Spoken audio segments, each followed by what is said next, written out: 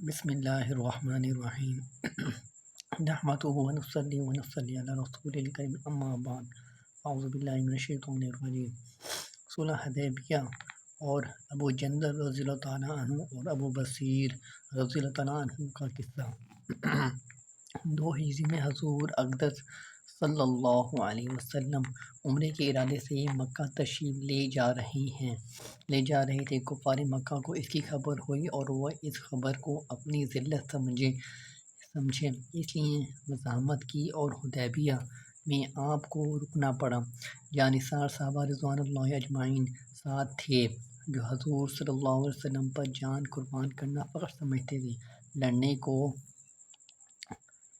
تیار ہو گئے، مگر حضور صلی اللہ علیہ وسلم نے مکہ والوں کی خاطر سے لڑنے کا ارادہ نہیں فرمایا اور صلح کی کوشش کی، اور باوجود صحابہ رضوان اللہ اجمعین کی لڑائی پر مستعدی اور بہادری کی، حضور اکرم صلی اللہ علیہ وسلم نے کفار کی اس قدر رعایت فرمائی کہ ان کی ہر شرط کو قبول فرما لیا۔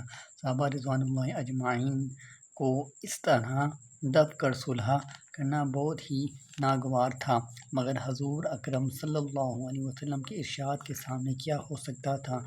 جانصار تھے اور بہادر بھی تھے، اس لیے حضرت عمر رضی اللہ تعالیٰ عنہ جیسے بہادروں کو بھی دبنا پڑا۔ صلح میں جو شرطیں طے ہوئیں، ان شرطوں میں ایک شرط یہ بھی تھی کہ کافروں میں سے جو شخص اسلام لائے اور ہجرت کرے، مسلمان اس کو مکہ واپس کر دیں، اور مسلمانوں میں سے خدا نخواستہ اگر کوئی شخص مرتد ہو کر چلا آئے تو وہ واپس نہ کیا جائے۔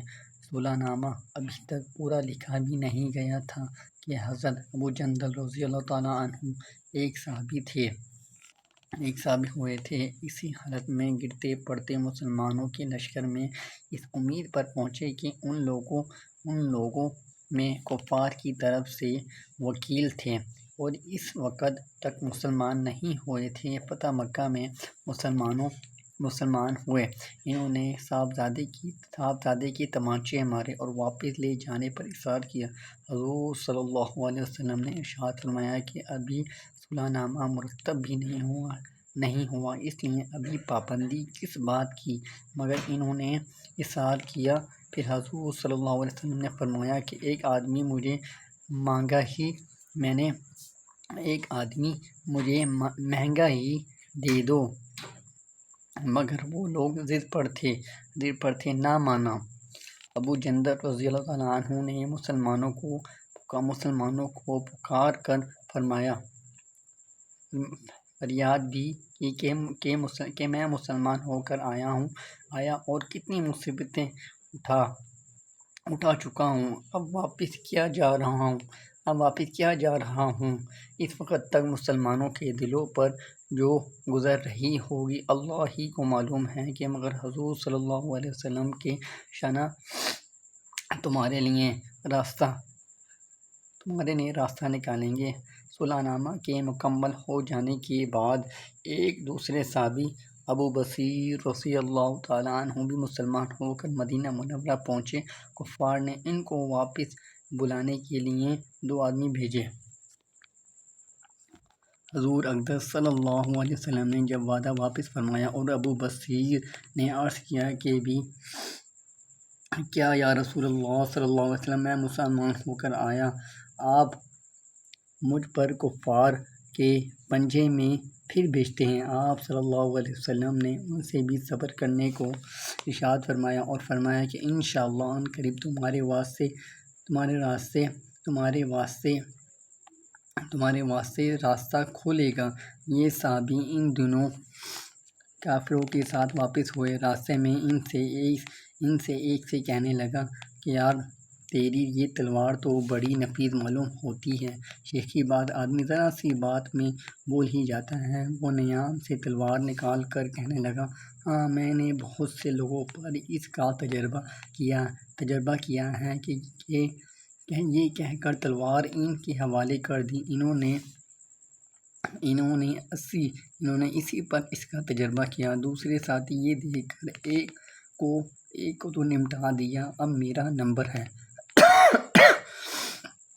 بھاگا ہوا مدینہ آیا، حضور اکرم صلی اللہ علیہ وسلم کی خدمت میں حاضر ہو کر عرض کیا کہ کیا میرا ساتھی مر چکا ہے؟ اب میرا نمبر ہے۔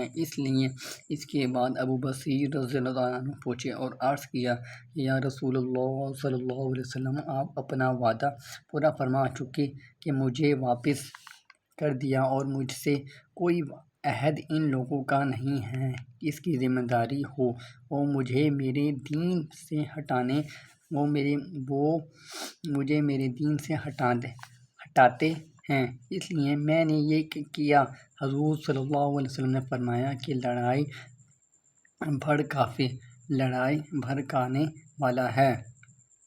بھڑکانے والا ہے۔ کاش کوئی ایک معین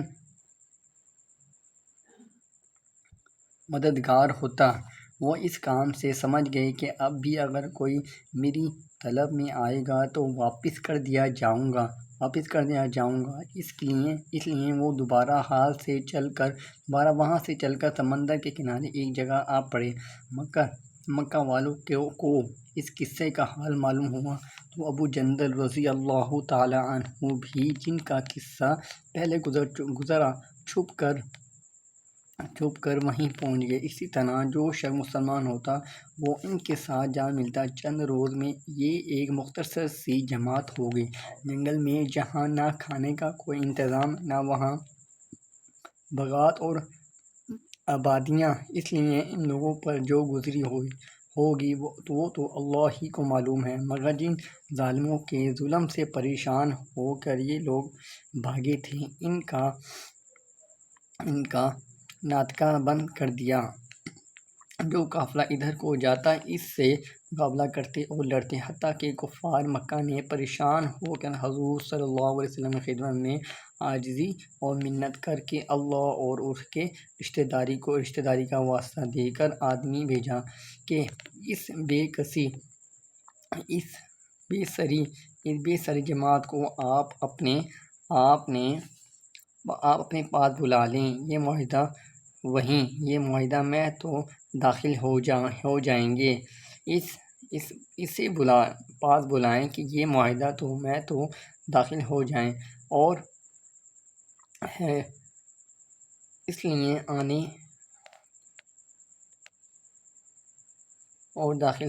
اور ہمارے لیے آنے جانے کا راستہ کھل جائے کہ حضور صلی اللہ علیہ وسلم کی اجازت نامہ جب ان حضرات کے پاس پہنچا تو ابو بصیر رضی اللہ عنہ مرض الموت میں گرفتار تھے۔ حضور صلی اللہ علیہ وسلم کا ولی نامہ ہاتھ میں تھا کہ اسی حالت میں انتقال فرمایا۔ رضی اللہ عنہ ورضوا عنہ۔ فائدہ: آدمی اگر اپنے دین پر پکا ہو، بشرط یہ ہے کہ دین بھی سچا ہو، تو بڑی سے بڑی طاقت اس کو نہیں ہٹا سکتی، اور مسلمان کی مدد تو اللہ کا وعدہ ہے، بشرط یہ کہ وہ مسلمان ہو۔ جزاک اللہ۔ وآخر دعوانا ان الحمد للہ رب العالمین۔